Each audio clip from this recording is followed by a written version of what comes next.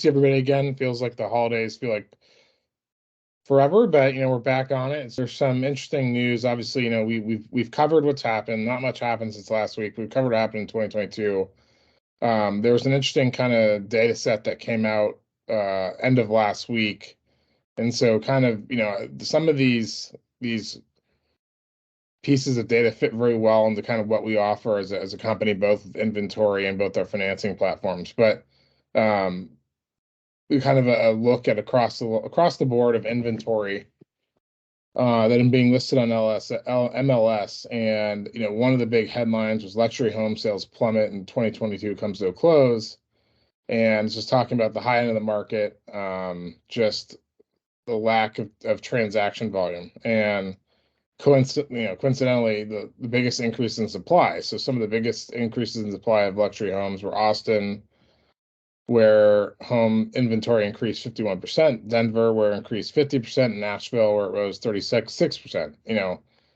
Interestingly, on the other hand, Southern California saw a huge decline in supply of high-end inventory. And so what that meant was, these are 20% plus declines in inventory. Listing prices went up like 10%. So all that to be said, the higher end part of the market is a little bit of a standstill. There's a shift in the market that's not showing up in the data yet. With mortgage rates starting to fall, a lot of house hunters see their moment as to come back and compete. And so, we've kind of peaked out on the 30-year fixed for the consumer home buyer. It's starting to come down a little bit. I think there's also kind of an acceptance of what's happening in the market and where the rates are. And so, looking through and kind of digesting through a lot of data, you can get 15-1 ARMs, 5-1. There's a lot of different mortgage products out there that, aren't necessarily for the consumer home buyer up there in the 7% range. And so I think that will fuel a little bit more of our local fix and flip investor that we see, and also kind of bring them back to the portal, look at inventory. Seems to be an uptake of interest in looking for deals and getting into deals. So that's a good start to the year. Market of the last few months back towards the local investor kind of investing within 20 miles of their home base. And so these are folks that know their markets in and out, don't do 50 or 100 properties a year, but maybe do 2, 3, 4 projects a year. It's a massive opportunity set, and most of these are being converted into fix and flips for owner occupants. This is driven off this trend that the bid at the foreclosure auction is becoming a little bit more conservative to hedge against slowing home price appreciation. So, again, all relative. The foreclosure sales rate, which represents the percentage of foreclosure auctions that result in the sale of third-party buyer, dropped below 50% in the third quarter of 2022, the lowest since Q2 2020. However, relative to pre-pandemic levels, it's a 50% sales rate. It's pretty strong. So what that tells me and what I see there is that, we have, a pretty big buyer set that does have an appetite to buy, these kind of distressed deals. Just for context there, between 2015 and 2019, quarterly foreclosure sales rates averaged 38%. So, at a 50% sales rate, that's still pretty good. Another interesting thing there, and kind of a survey with investors, is that,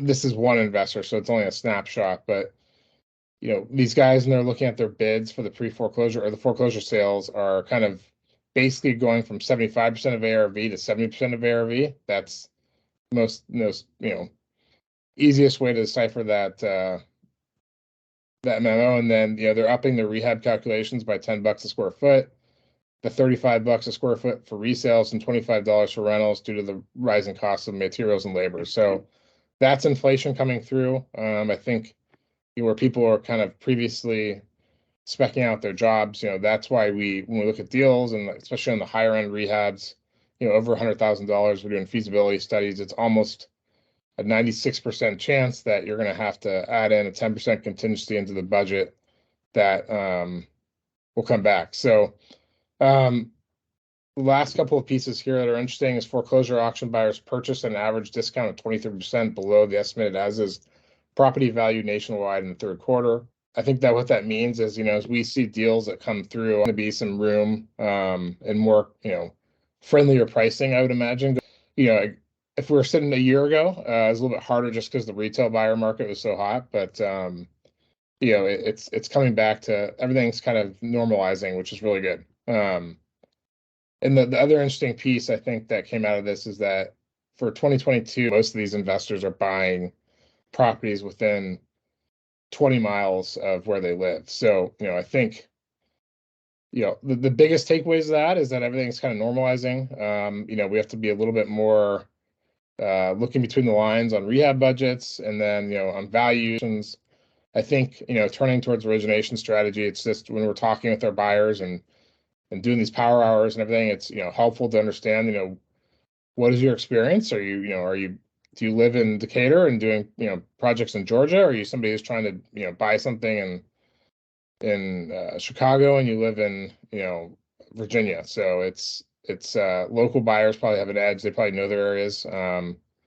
I think that in particular, that's one thing we should really focus on with certain jurisdictions, like especially the Bay Area and Oakland, where there are not only an interesting market in terms of valuations, but a lot of hoops to jump through in terms of doing kind of heavier value add rehabs, or if there's anything involved in a rental. So that's a highlight.